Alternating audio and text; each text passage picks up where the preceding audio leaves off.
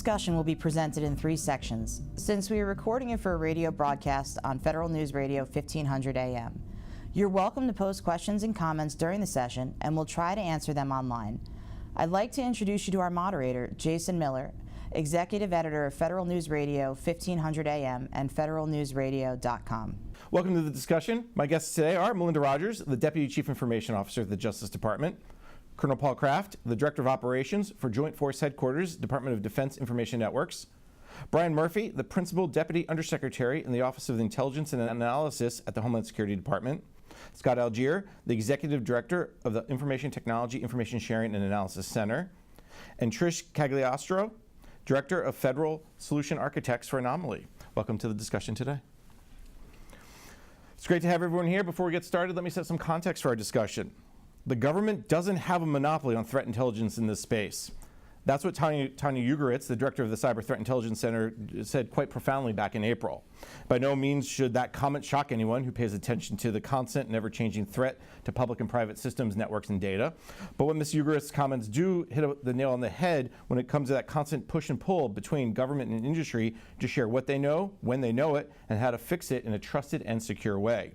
Over the years, we've seen a lot of pilot programs and attempts to ensure that there is no monopoly. From the DHS Automated Information Sharing Program to the Defense Department DIBNet-S, which is a classified network for defense contractors to receive intelligence on threats on their companies.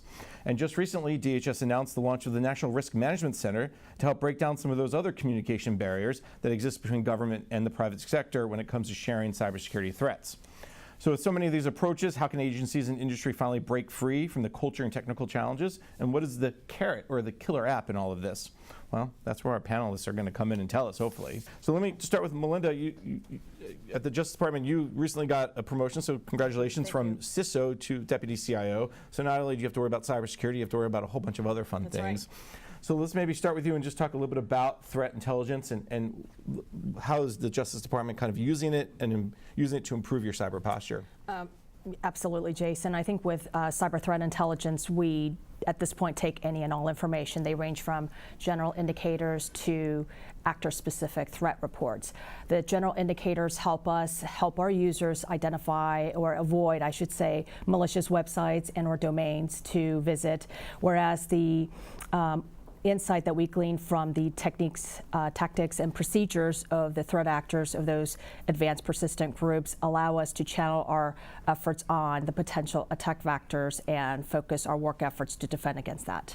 And from a sharing perspective, you're getting data that's internal, FBI provides you, DHS provides you, the military, the ISEC. Any and all, we try to get as plugged in as possible, and we also use information that we get from private industry. Some of the key vendors that we use, they have an information sharing program where we share with them attacks or penetrations that we've seen within the department, and they in turn share with us what they've seen elsewhere as well. So another information sharing program we probably could have listed in my list.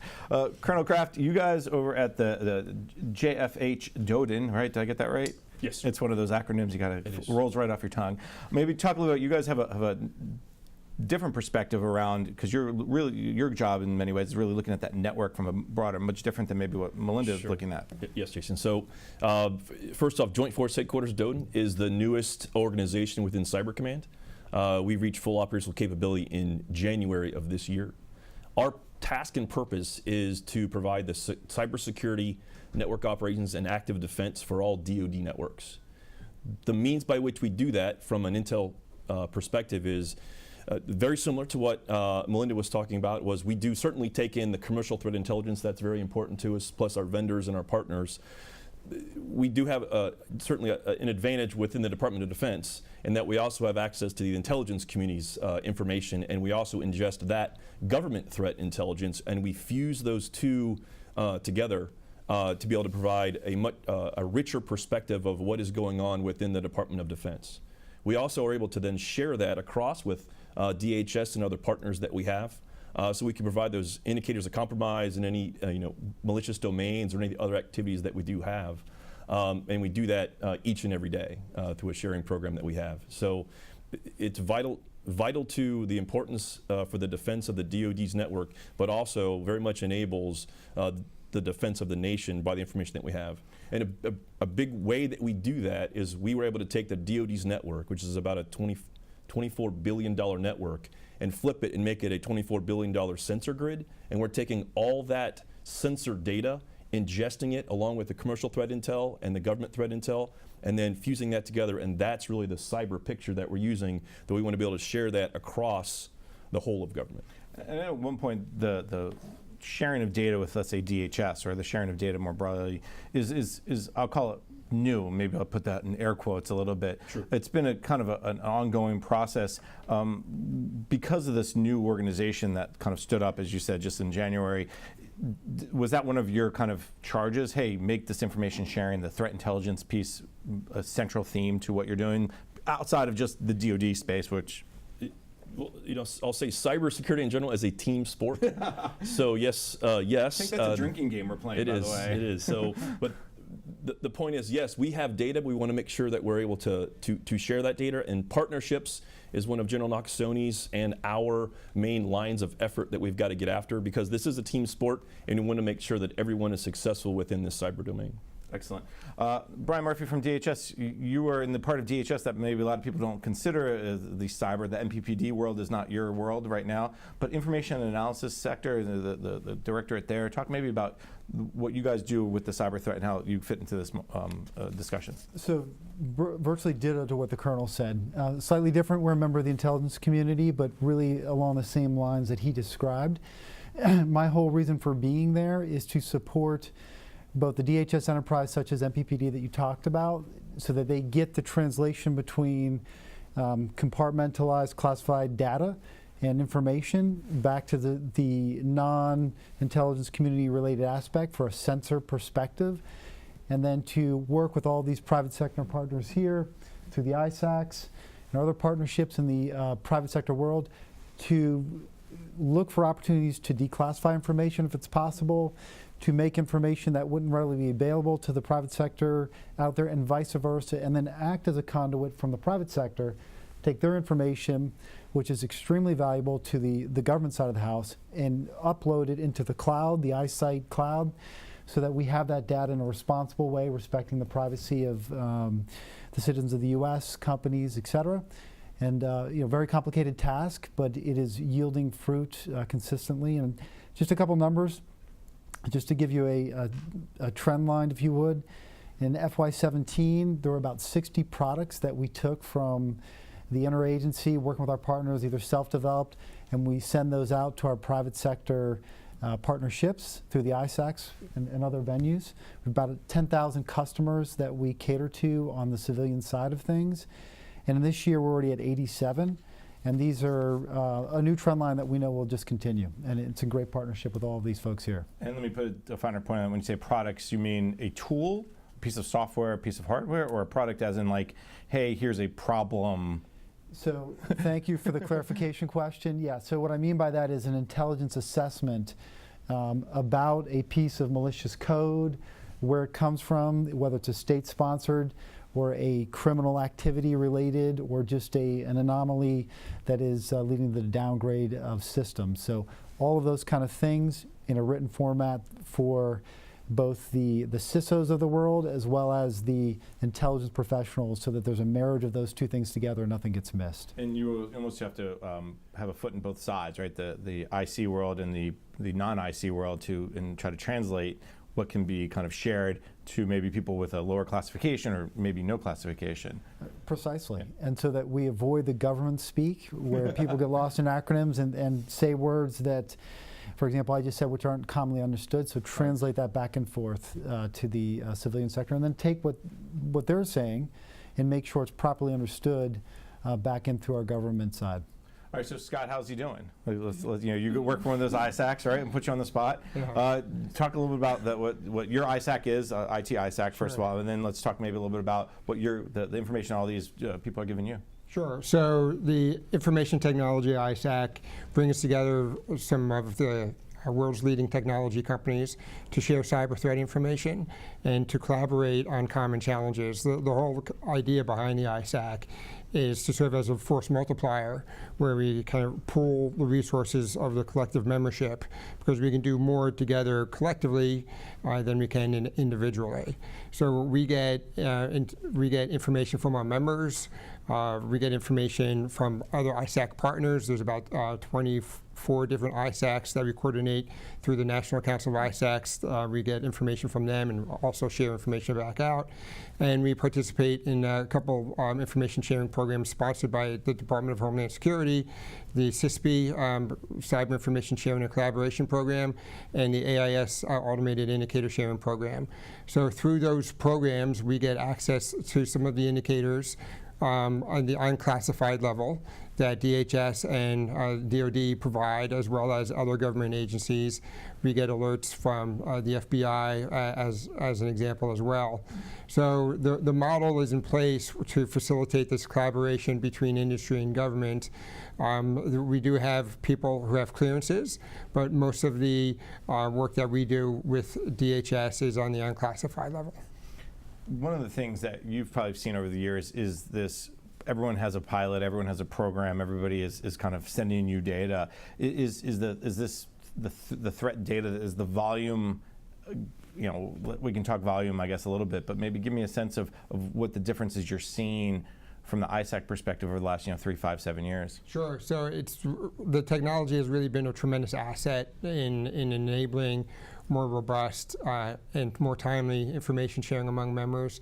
The advent of the advancements in threat intelligence platforms, the advent of technologies to automate the sharing, the interoperability between the tools makes it much easier to share indicators and to analyze them. We're not looking at Excel spreadsheets that have 1,000 or more indicators on them. We're sharing them in a format that machines can consume, and there's a lot of benefits in that. And the speed, it's almost near real time now. The number of indicators is both a blessing and a curse. We're getting more indicators, but now there's more information that we need to look at, more information we need to analyze. But again, I think the advances with the threat intelligence platforms is making great strides in helping us to do that analysis, the low-level analysis more quickly, which frees up resources so we can spend more time looking for advanced actors. Trish, you were shaking your head as Scott was talking. You just heard a lot of people talk about different pieces and parts. Maybe give me a little bit of reaction, and as Anomaly works with your government customers, bring this all together. Sure. So there's two pieces I want to hit on there. So the first aspect is around what Scott talked about, and he mentioned 1,000 indicators in a spreadsheet. That's not practical. The scale of the problem is incredible. I've been at Anomaly for about 4 years, and when I first started here, it was 200,000 or 300,000 indicators. Year 2, it was 2 or 3 million. Today, it's over 100 million public indicators, meaning indicators that everybody has access to on our platform. And so when you talk about the scale of the problem, there's a series of engineering problems that start to come into play. I would argue that the most important aspect of threat intelligence is automated integration. If you think about the no-fly list in our commercial airline community, the reason why it works so well is because it's integrated with the booking system. When someone goes to book a flight, if they're on that list, they're blocked. Imagine if that wasn't integrated and someone had to go and book, they'd have to detect first that the person had tried to book that reservation. Then we'd have to have people go and run down and make sure that person doesn't show up at the reservation.